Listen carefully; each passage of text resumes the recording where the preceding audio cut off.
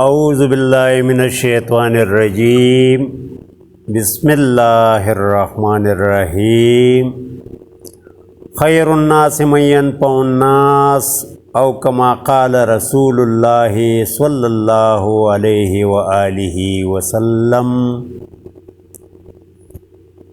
سبحانک لا علم لنا الا ما علمتنا انک انت العلیم الحکیم صدق اللہ مولانا العظیم۔ محترم سامعین و ناظرین، السلام علیکم ورحمۃ اللہ وبرکاتہ۔ امید ہے ایمان و صحت کی بہترین حالت میں ہوں گے۔ میں پروفیسر حکیم عبدالشکور عباسی FTJ سرحد طبیہ کالج تخبائی ضلع مردان خیبر پختونخوا پاکستان اپنے یوٹیوب چینلز جڑی بوٹیوں کی دنیا اور عباسی قانونی شفا کی وساطت سے آج آپ کو اعصابی عضلاتی مزاج نمبر 1 کے محرک تامسحل روایتی نسخہ جات پر ایک مدلل تجزیاتی رپورٹ پیش کرنے جا رہا ہوں۔ اس ویڈیو میں آپ کو بتاؤں گا کہ روایتی طبی فارماکوپیا کا یہ نسخہ کہاں تک درست ہے۔ ان نسخہ جات میں کیفیات کو مد نظر رکھ کر ترتیب دیا گیا ہے یا اثرات کو؟ مرکب نسخوں کے مزاج کو کہاں تک سمجھا گیا ہے اور مرکب نسخوں کے مزاج معلوم کرنے کے اصول سمجھانے کی کوشش کروں گا۔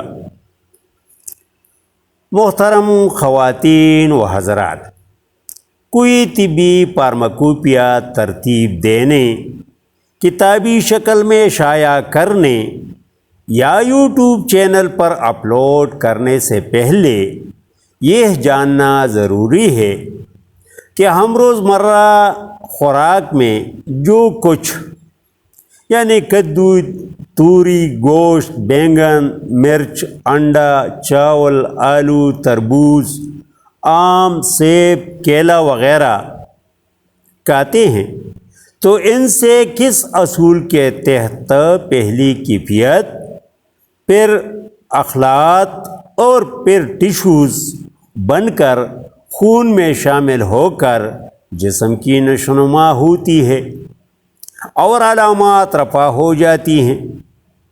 کیمیاوی تحریک میں کیا ہوتا ہے اور مشینی تحریک میں کیا ہوتا ہے۔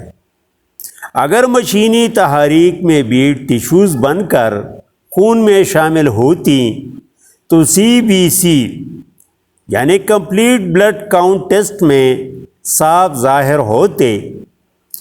اس ٹیسٹ میں تو RBC یعنی ریڈ بلڈ سیلز اور WBC یعنی وائٹ بلڈ سیلز کے علاوہ تیسری اہم سیلز یا ٹیشو کا نام اور نارمل مقدار بھی آج تک معلوم نہ ہو سکا۔ یہ بھی ایک بہت لمبی چوڑی موضوع ہے، انشاءاللہ بشرط صحت و زندگی اس پر ایک مفصل ویڈیو شیئر کروں گا۔ عزیزان من، اسی مختصر سی تمہید کے بعد آتا ہوں اپنی موضوع کی طرف۔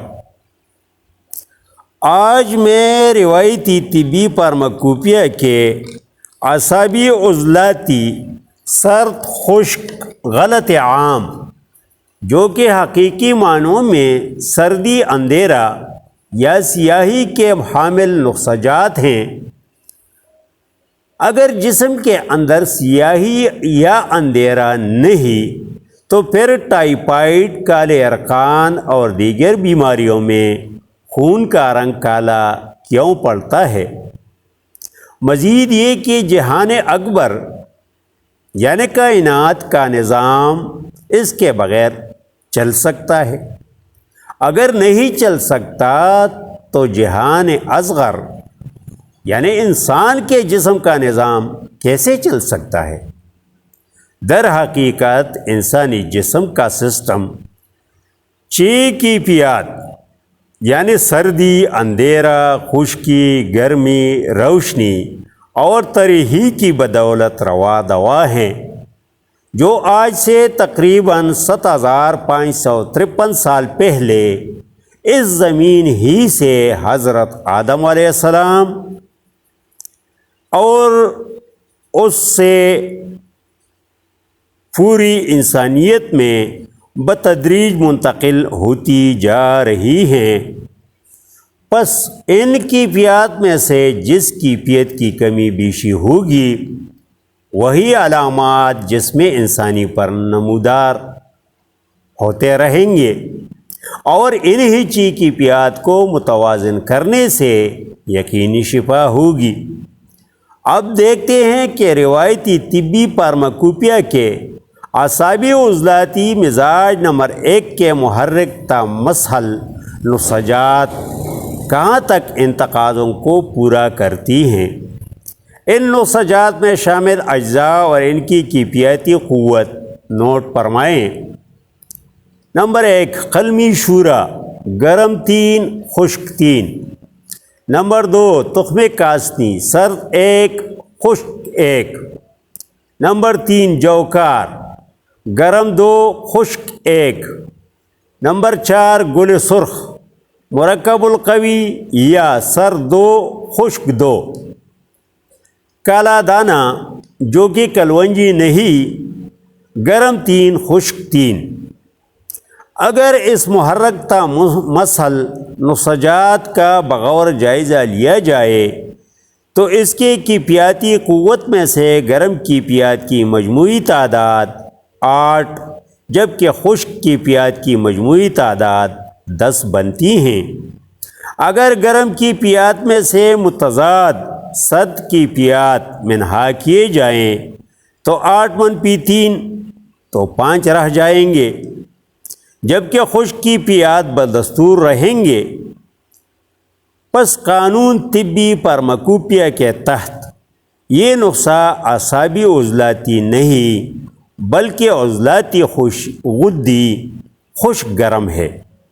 اگر گل سرخ کو مرکب القوی بھی تسلیم کیا جائے تو پھر بھی ان نسجات کا مزاج خشک گرم ہی بنتا ہے۔ بعض مصنفین نے ملین نسخہ میں تخم کاسنی کی جگہ سندل سفید جو کہ سرد 3، خشک 1 ہے شامل کرنے کی ایک مذموم کوشش کی ہے، جس سے سرد کیفیات کی مجموعی تعداد 5 ہو جاتی ہیں جبکہ گرم کیفیات کی تعداد 8 بنتی ہیں۔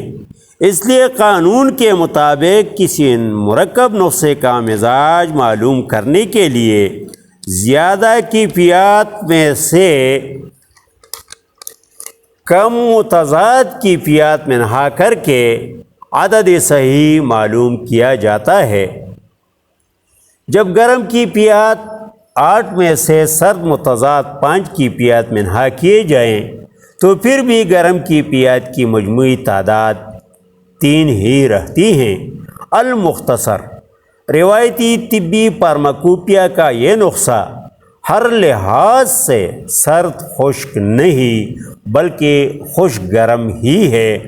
اب یہ فیصلہ آپ نے کرنا ہے کہ نسخہ غلط ہے، نام غلط ہے، قانون غلط ہے یا میں غلطی پر ہوں، کیونکہ ہر طرح سے جائزہ لینے کے بعد اس نسخے کا مزاج خشک گرم ہی بنتا ہے۔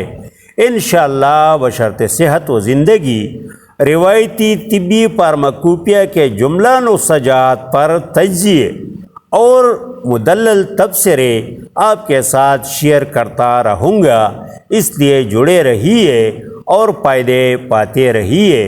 ہم زندہ، صحبت باقی، والسلام۔